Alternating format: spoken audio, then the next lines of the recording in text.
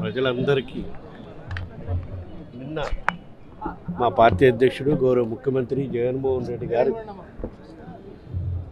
Bus యాత్ర మేము సిద్ధం బస్సు యాత్ర విశాఖ నగరానికి వచ్చిన సందర్భంగా విశాఖ నగర ప్రజలు చూపించిన ఆదరాభిమానాలకు ఆ రోడ్ షో సుమారుగా 5 నియోజకవర్గాల ద్వారా జరిగిన రోడ్ షో మార్నింగ్ 10 గంటల నుంచి రాత్రి 10 గంటల వరకు 12 గంటల పాటు విశాఖ నగర ప్రజలు చూపించిన ప్రేమ ఆదరాభిమానాలకి ప్రత్యేకంగా వాళ్ళందరికీ కూడా కృతజ్ఞతలు తెలియజేస్తూ రేపు మే 13వ తారీఖు జరగబోయే ఎన్నికలో కూడా ఏ నమ్మకంతో అయితే నిన్న బస్సు యాత్ర ద్వారా ముఖ్యమంత్రి జగన్మోహన్ రెడ్డి గారికి మీరు హృదయపూర్వక స్వాగతం చెప్పారో, ఎందుకంటే ఆయన చెప్పిన దానికి విశాఖ నగరానికి అభివృద్ధి ఏ విధంగా జరిగిందో రాబోయే రోజుల్లో ఏ విధంగా చేపిస్తామో చెప్పిన దానికి మీరు నమ్మకంగా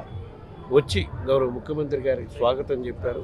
ఏ విధంగా అయితే రాబోయే రోజుల్లో విశాఖ నగరాన్ని నుంచే పరిపాలనా రాజధానిగా చేస్తాను, ఇక్కడి నుంచే నా ప్రమాణ స్వీకారం చేస్తాను అధికారంలోకి వచ్చినాకని ఆయన చెప్పిన మాటలు నమ్మి ఏ విధంగా అయితే నిన్న అది అభిమానంగా విజయవంతమయ్యేటట్టు బస్సు యాత్ర రోడ్ షో 5 నియోజకవర్గాల ప్రజలు చూపించారు.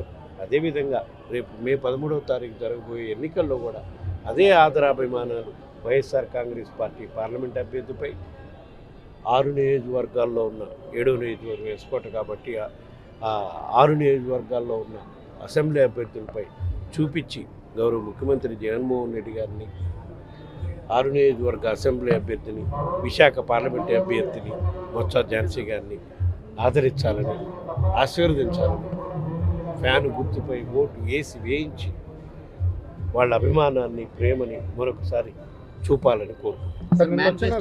నేను వచ్చిన రెస్పాన్స్ చూసినప్పుడు విమర్శలు చేసే ప్రభుత్వాన్ని కావాలని పనిగట్టుకుని విమర్శలు చేసే వాళ్ళకి ఏ విధంగా చూడాలి?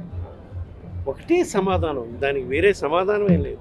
నిన్న చూపించిన విశాఖ నగరంలో ఉన్న 5 నియోజకవర్గాల ప్రజలు చూపించిన ఆదరాభిమానాలు వాళ్ళకి సమాధానం అదే.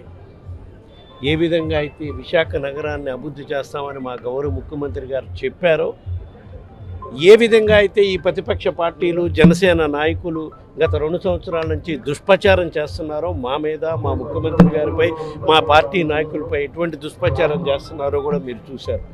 భూ ఆక్రమణ చేస్తున్నామని, దోచుకుంటున్నామని, విశాఖ నగరానికి పరిపాలనా రాజధాని చేయటం విశాఖ ప్రజలకు ఇష్టం లేదని, వాళ్ళు కూడా అమరావతి కావాలంటున్నారని ఏ విధంగా అయితే ప్రతిపక్ష పార్టీలు దుష్ప్రచారం చేస్తున్నాయో గత 2 సంవత్సరాల నుంచి, దానికి సమాధానమే నిన్న విశాఖ ప్రజలు చూపించిన ప్రేమ ఆదరాభిమానం. ఇది చూసైనా సరే ఏ విధంగా అయితే మా పార్టీపై దుష్ప్రచారం చేస్తున్నారో, ఏ విధంగా అయితే మా పార్టీని విధ్వంసం చేస్తున్నామని ఆరోపణ చేస్తున్నారో వాళ్ళు కళ్ళు తెరుచుకోవాలి. వాళ్ళు బుద్ధిగా గమనించైనా ప్రజలు ఏం కోరుకుంటున్నారని ఇది చూసైనా సరే గమనించాలని కోరుకుంటున్నాను. 9 నవరత్నాలు సక్సెస్ఫుల్గా అమలు అయ్యాయి. వచ్చే మేనిఫెస్టోలో అవి కాకుండా కొత్తగా ఏమైనా యాడ్ అయ్యే అవకాశం ఉందా? ఎట్లా ఉండబోయే అవకాశం?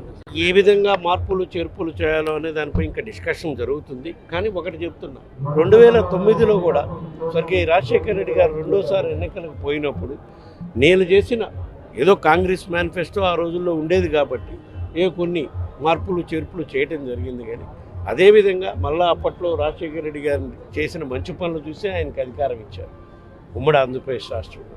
అదేవిధంగా ఇప్పుడు కూడా మా ముఖ్యమంత్రి జగన్మోహన్ రెడ్డి గారికి అదేవిధంగా ఆయన చేసిన మేళ్ళు వల్ల అధికారం ఇవ్వడానికి ప్రజలు రెడీగా ఉన్నారు. కాబట్టి అదే పెద్ద గొప్ప మేనిఫెస్టో.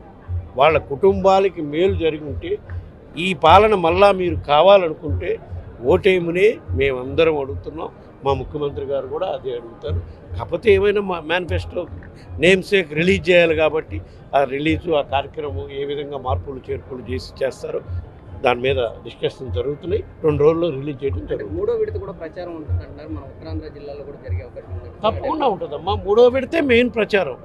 3వ విడతే మెయిన్ ఎన్నికల ప్రచార కార్యక్రమంలో భాగంగా ఉత్తరాంధ్రలో కూడా సుమారుగా 15 నియోజకవర్గాల్లో ప్రచార కార్యక్రమాల్లో ముఖ్యమంత్రి జగన్మోహన్ రెడ్డి గారు పాల్గొనే విధంగా ప్రణాళికలు రూపొందించే కార్యక్రమం జరుగుతుంది.